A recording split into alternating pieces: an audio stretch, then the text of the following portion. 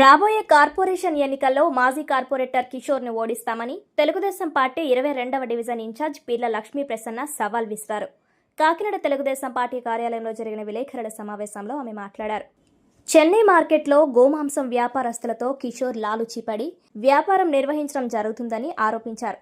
చిన్న మార్కెట్లో షాపులను తన కార్యకర్తలకు అమ్ముకొని లక్షల రూపాయలు సంపాదించడం జరిగిందని, గొల్లలవారిపేటలో ఉన్న కృష్ణుడి గుడికి సంబంధించి నిర్మాణంలో లక్షలాది రూపాయలు కిషోర్ దోచేయడం జరిగిందని ఆరోపించారు. ఎంఎస్ఎన్ చార్టీస్ మైదానాన్ని చెత్తతో నింపేందుకు ప్రయత్నం చేశారని, తాము అడ్డుకున్నట్లు ఎమ్మెల్యే సహకారంతో గ్రావెల్తో గ్రౌండ్ అభివృద్ధి చేయడం జరిగిందన్నారు. ఈ సమావేశంలో తెలుగుదేశం నాయకురాలు నాగకుమారి, దానమ్మ తదితరులు పాల్గొన్నారు.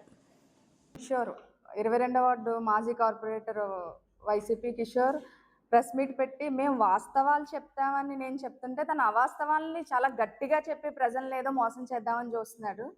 తను చెప్పింది ఏంటంటే ఎంఎస్ఎన్ చార్టీస్ మేమే అభివృద్ధి అవ్వకుండా ఆపేసాము అని చెప్పేసి.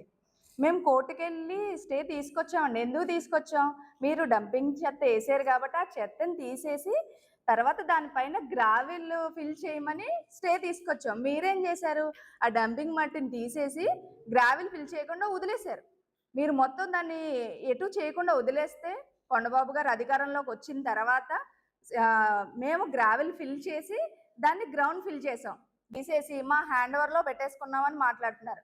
నిజంగా 40 మంది కమిటీ, అసలు కమిటీ ఎంతమంది ఉంటారు? గుడికి 11 మంది ఉంటారండి గుడికి. ఆ 11 మందిలో మేము తీసింది ఒకే ఒక పర్సన్ని. అది కూడా ఆ 10 మంది పర్సన్స్ మాకు వచ్చి అతను సరిగా లేరని చెప్తే ఆ పర్సన్ని తప్పించి ఈ 80 సంవత్సరాలు చరిత్ర ఉన్న అతన్నే, అందులో అప్పటి నుంచి గుళ్ళో ఉన్న ఒకసారి ప్రెసిడెంట్ చేసిన అతన్నే మళ్ళీ తీసుకొచ్చి మేము ప్రెసిడెంట్ కింద పెట్టి ఆయనే అన్ని హ్యాండ్ ఓవర్ చేసుకుని ఆయన చూస్తున్నారు. అంటే చిన్న మార్కెట్లో వ్యాపారం చేసుకోనివ్వరా అని. చిన్న మార్కెట్లో వ్యాపారం చేయొద్దని ఎవరన్నారండి? బీఫ్ అమ్మే వాళ్ళు బీఫ్ అని పెట్టుకుని వ్యాపారం చేయాలి. మటన్ షాప్ అని పెట్టి నువ్వు బీఫ్ అమ్మేస్తున్నావు. మటన్ ఏ రేట్లో ఉంది, బీఫ్ ఏ రేట్కి వస్తుంది చెప్పండి? తెలియని జనాలు మటనే అనుకుని కొనేసుకుంటారు. అది ఎంత పాపం?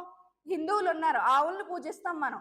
అది అలాంటి పాపం పనులు చేయొద్దని మేము ఆ షాప్లో పట్టించాం.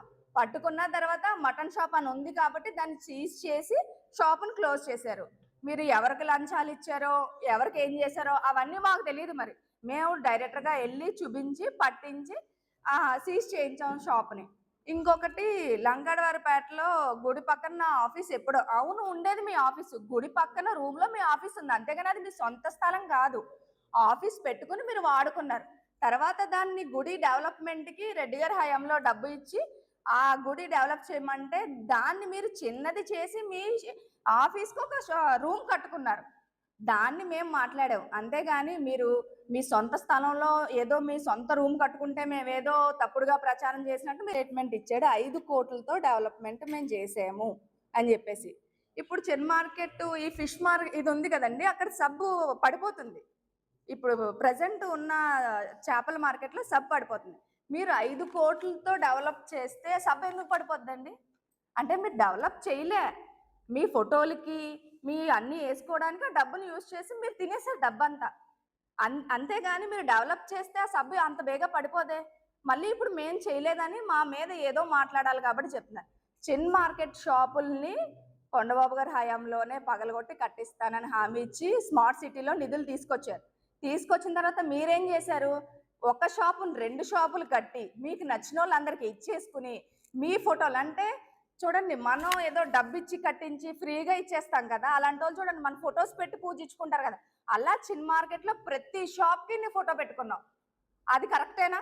నువ్వు ఎట్టు కట్టించావా? నీ డబ్బు ఎట్టు కట్టించావా? నువ్వు ఏమన్నానే కొన్ని నీ తాత డబ్బు ఏమన్నా అక్కడ పెట్టారా? నీ ఫోటో ఎందుకు పెడతారు అసలు? నువ్వు 5 కోట్లు దీనికి ఖర్చు పెట్టి ఉంటావు. చిన్న మార్కెట్లో ఈ ఫొటోస్ కోసం ఖర్చు పెట్టి ఉంటావు 5 కోట్లు. అదైతే నెక్స్ట్ మా కమ్యూనిటీ హాల్ది, గొల్లపేటలో కమ్యూనిటీ హాల్ కరెంటు బిల్లు ఎంత 38,000 ఎంతో పెండింగ్ ఉంది, మేమే తినేస్తున్నాం ఆ డబ్బు అని చెప్పేసి చెప్తున్నారు. అసలు ఆ కమ్యూనిటీ హాల్ ఎలా వచ్చిందండి అక్కడికి?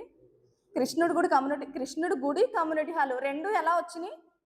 కొండబాబు గారు హయాంలో ఆయన వేరే అక్కడ ఏదో జరుగుతుంటే దాన్ని తప్పించి ఇక్కడ మీరు గుడి కట్టుకోండి, ఇది యాదవస్ కమ్యూనిటీ హాల్ కింద వాడుకోండి అని ఆయన చెప్పారు. అప్పటికి అక్కడ బిల్డింగ్ బాగానే ఉంది. ఆ బాగానే ఉన్న దాని మీద మేము యాదవస్ కమ్యూనిటీ హాల్ కింద యూజ్ చేసాం. కృష్ణుడు కూడా మేము పగలగొట్టి మొత్తం అంతా చందేసి కట్టించుకున్నాం. నీ స్వార్థం కోసం, అంటే నీ కమిషన్ కోసం నువ్వు బాగున్న బిల్డింగ్